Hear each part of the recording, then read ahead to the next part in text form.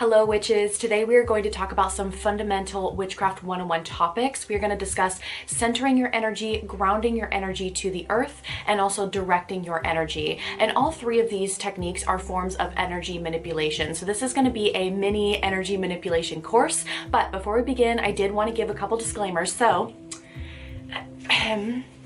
here we go. I am in no way, shape, or form saying that this is the only way to do things. This is simply the way that I have learned how to do these techniques. And so you're definitely going to want to have to do your own research to find what technique works best for you. But I will be teaching you my own technique today.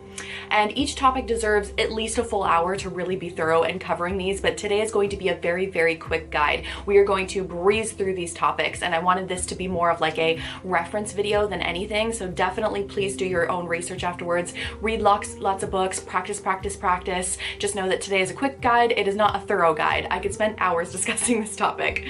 And then also, if you are unable to visualize, a lot of these techniques do involve visualization, but if you are one of those people that struggles with visualization, you can focus on your physical body sensations, and I will guide you through this as we go along with the centering, grounding, and directing energy techniques. But I want you to focus on your body and how it feels. So you might feel a warm sensation at some point. You might feel some tingling either in your fingers or at certain areas of your body. So if you can't necessarily visualize like an energy orb, for example, try focusing on your body and how you physically feel in that moment, and you can accomplish the same exact thing. So don't worry if you can't visualize, you'll definitely still be able to perform these techniques. And then today's video is also going to be complimentary of my video on how to cast a spell. So I'm going to link that video down below. So if you are a beginner and you're just beginning to enter the witchcraft world, so today's video again is going to be on centering, grounding, and directing your energy. You might want to check out that video on how to cast a spell. But now that we've got all the disclaimers out of the way, let's get started.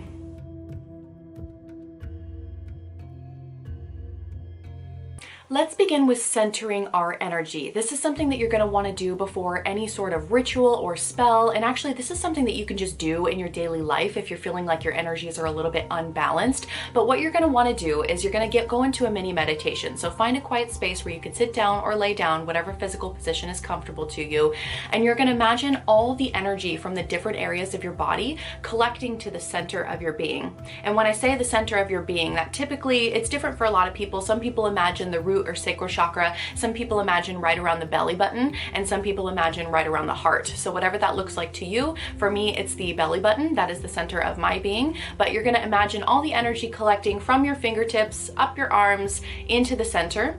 And then same with your legs. You're going to go from the toes to your knees to your hips, all the way up into the center of your being. And when you have that energy there, you might notice as you're collecting your energy and putting it towards the center that some areas maybe have a little bit of extra energy and some areas are a little bit more deficient in energy. So this is an excellent way to just kind of recalibrate your energy in general. But you want to collect it to the center, because once your energy is in the center, that's when you can start directing your energy towards your rituals and spells. If you start your spells and rituals without centering your energy first, it's really hard to gain the desired effect when your energy is chaotic and all over the place. So centering your energy allows you to take your energy, make it less chaotic, bring it all into the center, and you're going to practice holding it there. So again, if you struggle with visualization, instead of imagining the energy pour from all the different areas of your body to the center, you can just focus on the center of your body in general and see if you can produce some sort of warm or tingly sensation there. Really put your intention and your focus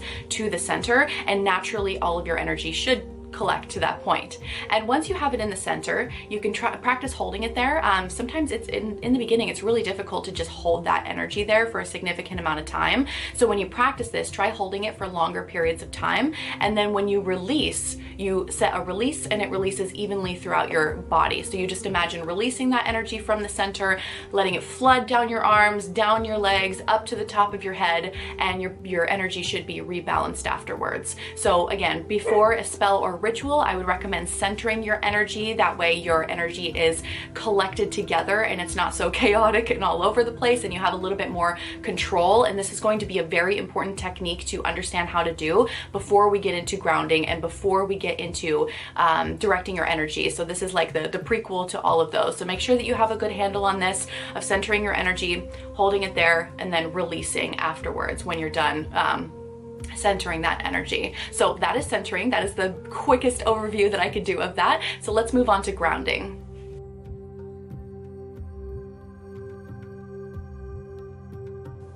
Now we're moving on to grounding your energy. And the reason why you would want to ground your energy is because when you are performing spells and rituals, it can be really, really taxing. If you've ever cast a spell before and you were totally exhausted afterwards, that typically means you used way too much of your own energy. And so it's really nice to tap into other energy sources, especially when you get really into spells and rituals. You want to make sure that you are using other forms of energy sources. That way you're not depleting your own supply of energy. So grounding to the earth energy, and by the way, there are so many different energy sources. That is a whole nother video that I could make, but we are not talking about that right now. We are just talking about earth as an energy source and how to connect to that. So again, this is something like centering that you're going to want to do prior to your spells and rituals. That way you can connect to the earth energy and pull from the earth and use the earth's energy rather than your own energy. That way when you're doing spells and rituals, all the energy and intention that's being pushed into that spell is coming from the earth. It's not coming from you. That way afterwards you are not totally exhausted and you can go about your day.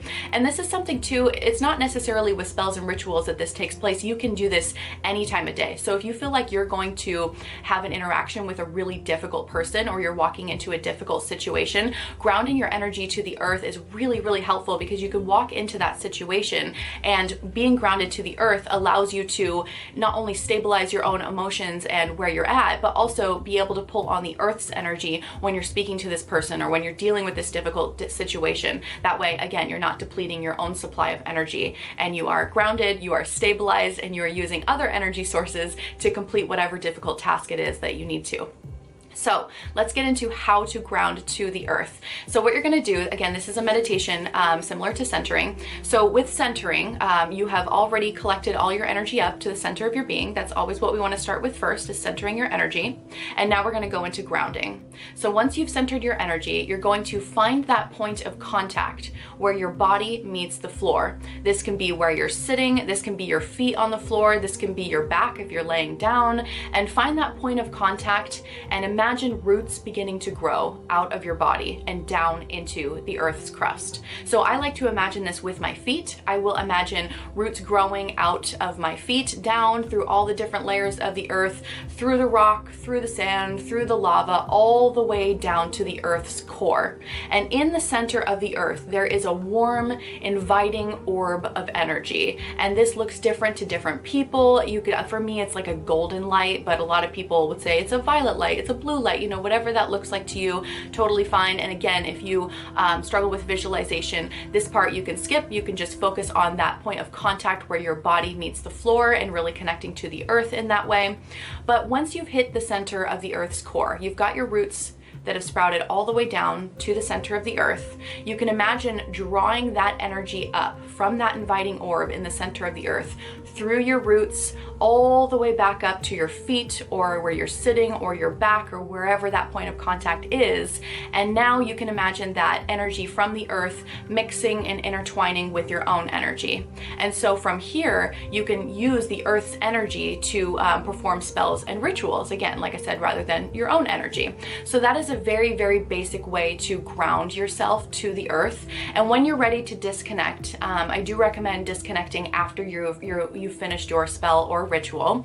So to disconnect, you would just imagine the roots coming from the center of the earth's core all the way back up to your feet. I like to spend some time thanking the earth for letting me draw upon this energy. This energy is abundant. You are not going to use it all up, so don't worry about that. But I always like to spend some time in gratitude saying thank you, earth, for allowing me to draw upon your energy today. Thank you for your stabilizing presence, you know, something along those lines. And then just knowing that you have that connection there anytime you need it. It's not going away. You can reground yourself at any point. But that disconnection helps you gain closure after the spell and ritual is done. So again, in the beginning, just to recap so far, before performing spells and rituals, I highly recommend centering your energy to collect it all together, and then grounding your energy to the earth. That way you're using the earth's energy in spells and rituals rather than your own, so you don't deplete yourself. And then when the spell and ritual is done, what you'll want to do is disconnect from the earth and then release your center and just let the rest of your energy flood throughout the rest of your body. And a lot of people will, they like to ground before a spell or ritual and after, just to kind of recalibrate and rebalance their own energies. This is a total personal preference. So you can choose, you know, to ground whenever and however you see fit. So next we are going to move on to directing energy.